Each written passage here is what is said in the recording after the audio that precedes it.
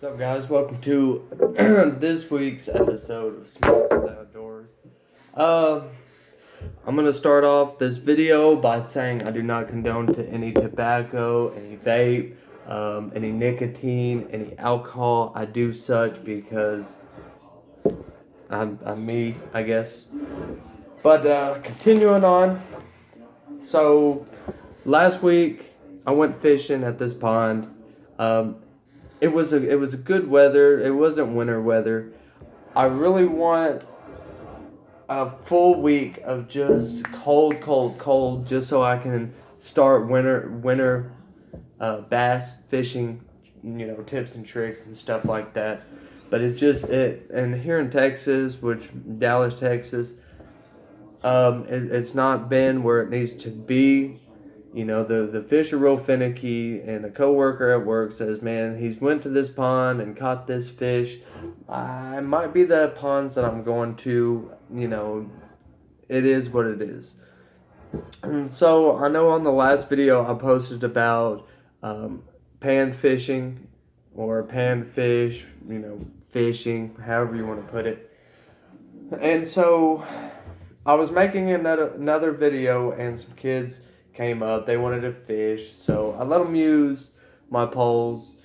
I let one of them use my bait caster. I had to pull out a bunch of birds' nests for him. And then once ever I set the magnetic, all the way up, all the bird's nests kind of went away, and he got it figured out himself. And I'm actually proud of the performance my reel did for that boy, because it allowed him to fish more, and so he was not so frustrated that he was actually fishing instead of having to pull all the line out and do this, that, and the third. So with all that being said, I want to get into fishing line.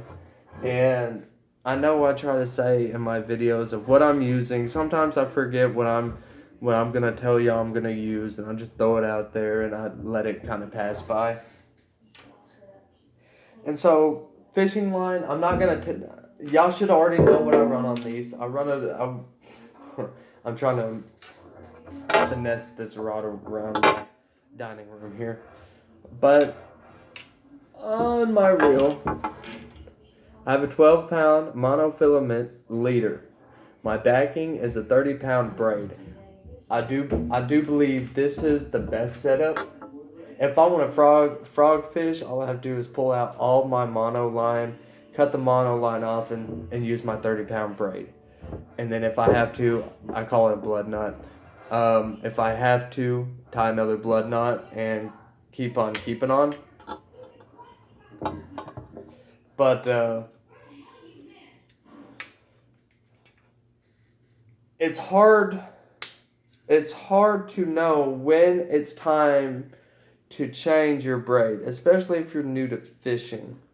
And so I'm gonna try to put so much mono on this as my leader, because I just feel if I'm throwing a lure or a worm, I just get better action out of it.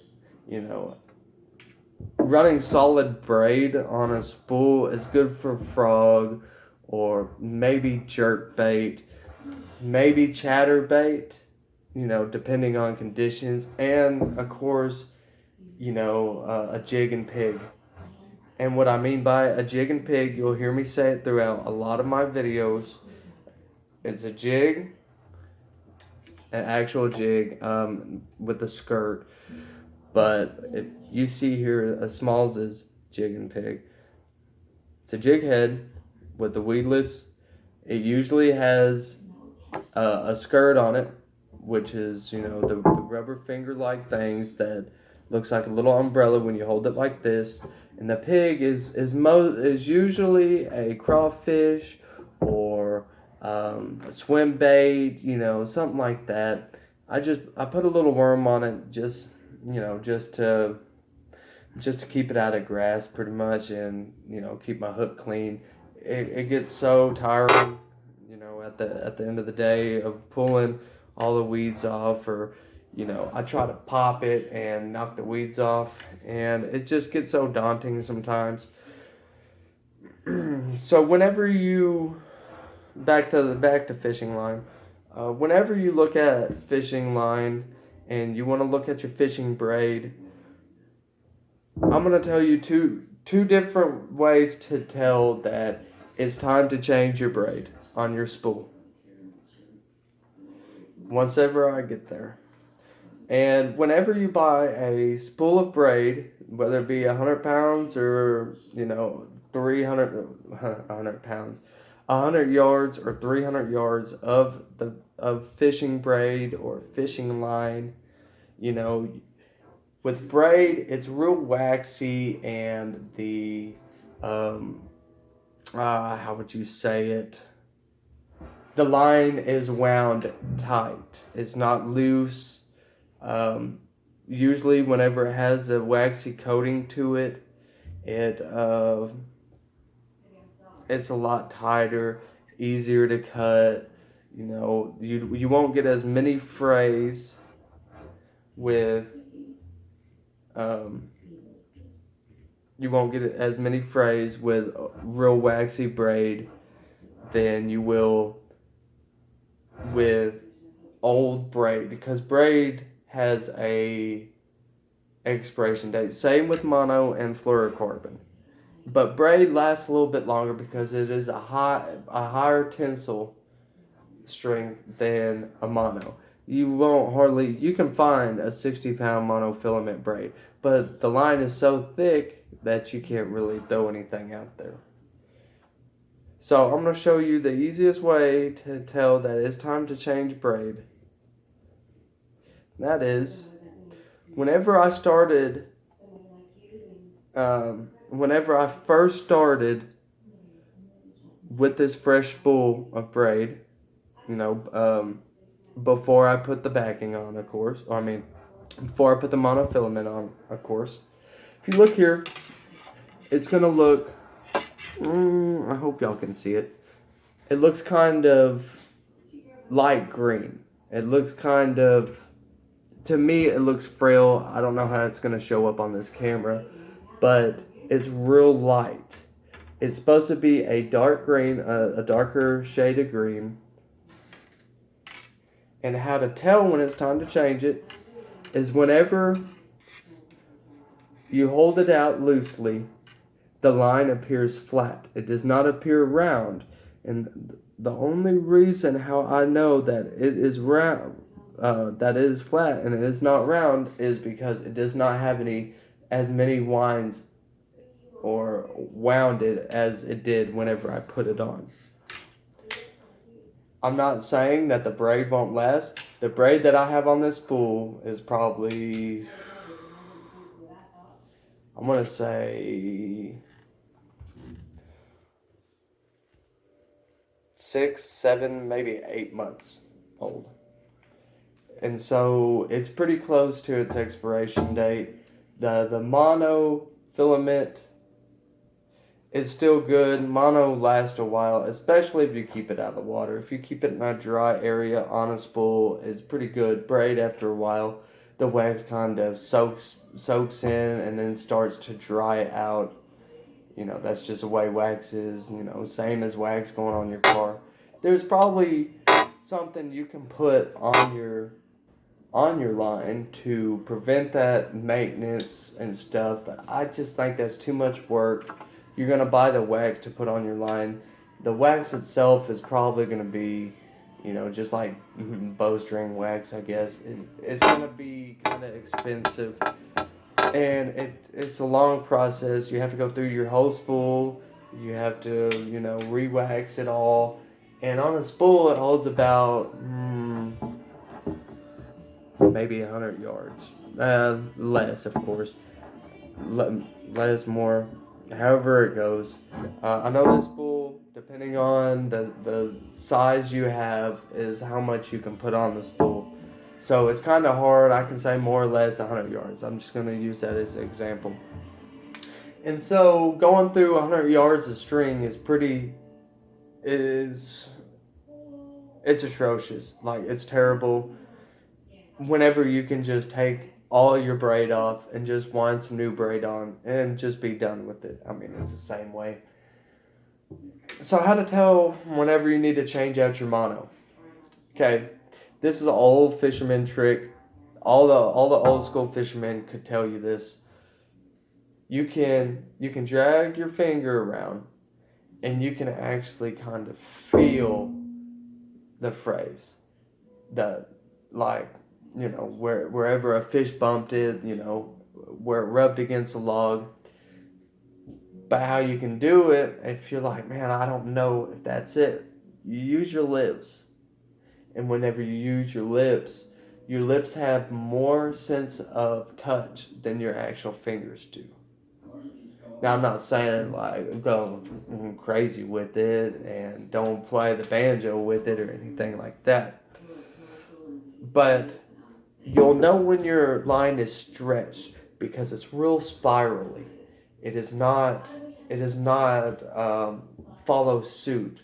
You'll notice whenever you start casting a stretched line that it wants to backlash every time, and that's depending on reel. I mean, let's get real, folks. Let's say I hung up in a tree, which that happens a lot. So I put my finger on the spool and I start walking backwards, and boom, it snaps. Okay, that is a lot of pressure against my blood knot going into my braided line, and it's also puts a lot of stress, a lot of stretch in this. Mono is meant to stretch.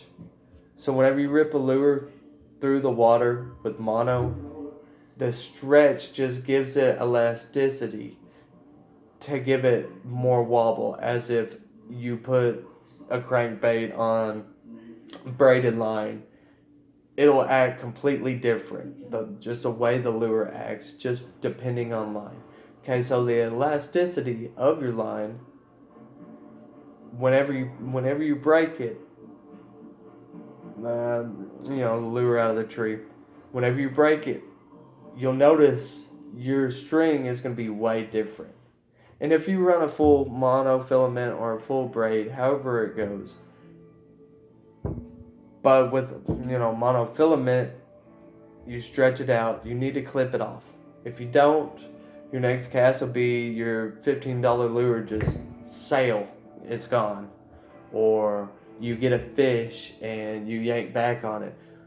If I have 12 pounds and I put that much, put that much weight against it, that much resistance to break off, to tie on my new lure, that it's wore out at that point. It is past its tensile strength. It's just like, okay, you got a 50,000 pound vehicle stuck in the mud. Well, you have a tow strap that's rated for 35,000 pounds. Well, you put the strap on it, you're going to stretch that strap. That strap will either pull it out with no problem, or it's going to break. But after you pull it out, you'll notice that strap is no longer 30,000 pounds. Okay, it can be at 100 pounds at that point. You never know. And so that's the same thing that goes with your fishing gear. Staying on top of your fishing maintenance and equipment, and going through your reel, oiling it up every chance you get on and off pond. It's just simple stuff like that. So I just want to give y'all that quick course about fishing line. So now I'm gonna get into the new stuff that I've picked up from Walmart and Academy, and I'm gonna kind of go through my lures. I really add a lot. I'm actually about to add another tray to my box or bag, and honestly, all my worm bags are about half full, and it's about time to start looking towards, some dividers or the folders. But I looked at the dividers and folders at Academy. And when I tell you this, I'm kind of upset because I know we have the technology to do a little bit better than this. And maybe I might just have to invest in a binder, like an actual schoolhouse binder, a 3-ring binder, however you want to call it. We call them schoolhouse binders. So I looked at the ones at Walmart, the folders with the Ziploc bags. You slide your worm in, cool, and you can flip through and find it. That only goes so far, and the reason why I say that is because it only has 12 dividers. What you gonna do with 12? I can guarantee I might even have to count them out for y'all in this video of how many worms I actually have, and the way I have my worms in my Ziploc bags and stuff is, is it really worth it at that point? Is it worth spending $19.99 or $15 whenever I can buy a box of Ziplocs? And yeah, Ziplocs break and they like to rip on the edges and stuff like that. But still, at that same point in time, is it still worth it? Is it organizational or saving money? I mean, at which point do you draw a line? Okay? Like I said, I do not condone the alcohol, and I do not approve of this, but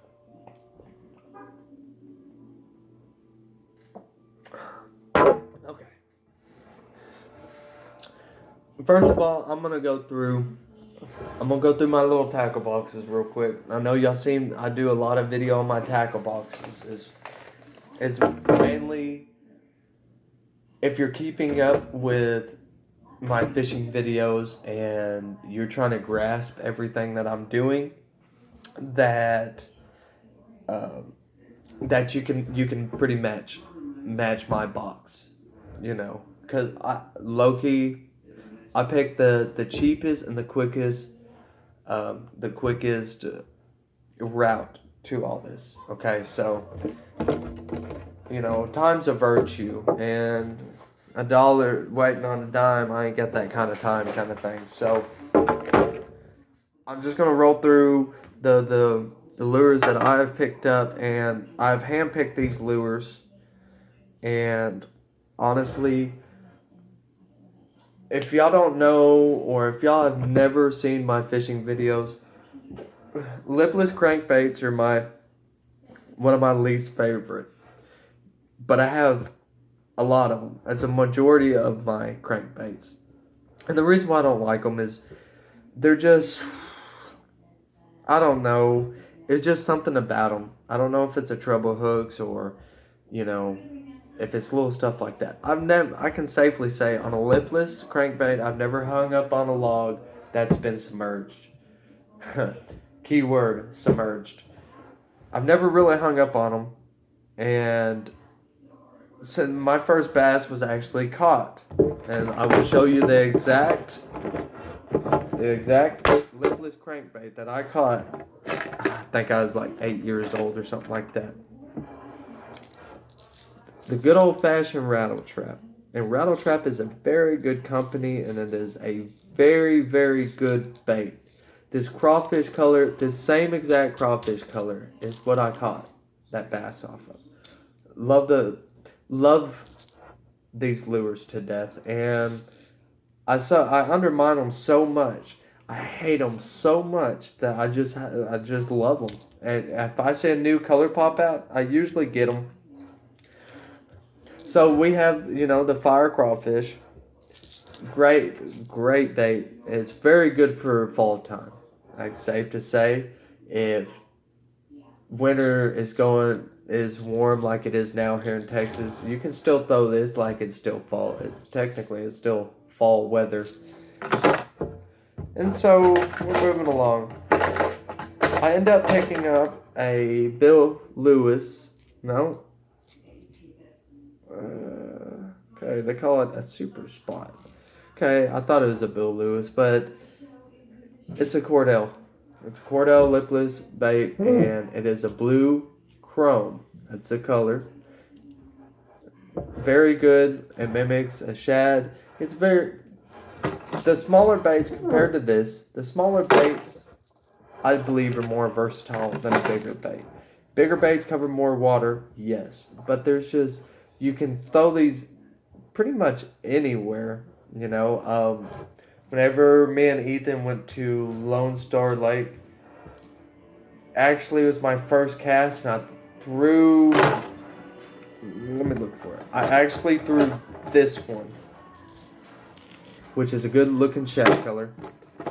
same exact one. I literally had to cut this out of a grinnell, uh, to save the bait. Like, it's a good bait. I'm not gonna let a fish keep it. Like, you got me misconstrued. So first cast under a dock, I'm like a professional at rattle traps. I don't know why I get in this rattle trap mood and I just love it. But I just hate them. I just absolutely hate them. I guess because they work too well or something like that. And I'm more of a soft plastic kind of fisherman. And so whenever I threw this under the dock on the first cast and pulled the fish out, it just pissed me off so much. Matter of fact, when we went to Perky Lake, I literally threw this through weeds. Once again, I hate treble hooks. Threw this through weeds and ended up pulling a bass out of the weeds. And Ethan's like, how do you catch a bass through? I'm like, when I say weeds, like this vegetation, you can even see the bottom, and this lake is like crystal clear. And we're probably in 5 foot of water. I should at least see the bottom in this lake. Couldn't, because there's so many weeds and the hydrillas and the zebra mussels and stuff that's overgrown, throughout the years and stuff like that. And so as the trip progressed on, we went through our whole box.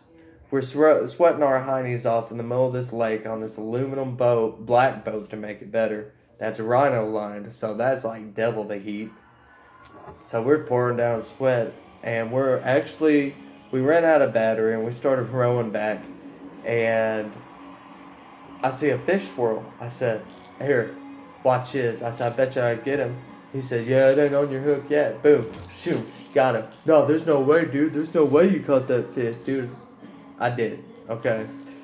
That was all on this, and this is the bare minimum, the cheap of the cheap.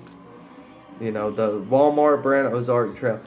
I'm actually going to pick up another one of these because I do like this shad color that has to it. You can't really tell on this camera, but it does have little specks to it. Okay, so I know I've probably gone over this bait a few times.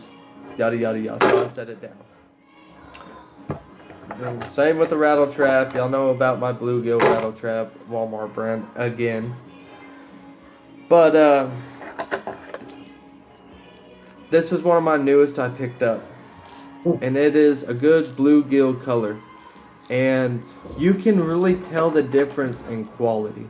And what I mean by quality is the color patterns and how it looks and the feel to it in water and out of water. Okay, you can tell a cheap bait from an expensive bait. I mean, that's given. You can tell the difference in that. I don't know if y'all can see it on camera, but you can tell. You can tell this is like half finding. You can tell this is in the bargain cave. You can tell this is quality. You can tell. You can feel the difference.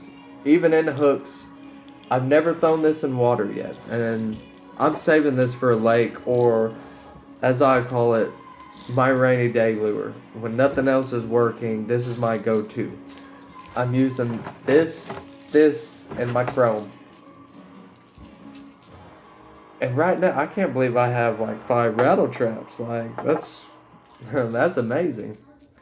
But I'm going to end up getting more of different colors, and I'm going to start building my own lipless crankbait box for different situations that I'm gonna go through and stuff. And so that's my lipless. That's what's added on into this box. This is my crankbait box.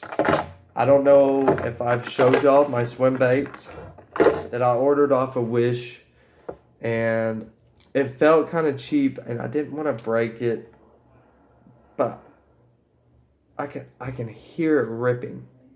And so I'm trying to be easy with it. Pretty good swim bait, especially for how much I paid for it, $2. I put that in quotations because I can't really remember how much I spent on it, but it was around that ballpark. I didn't spend no more than $4. And pulling this through the water, it looks, it's quality. Like it's good color.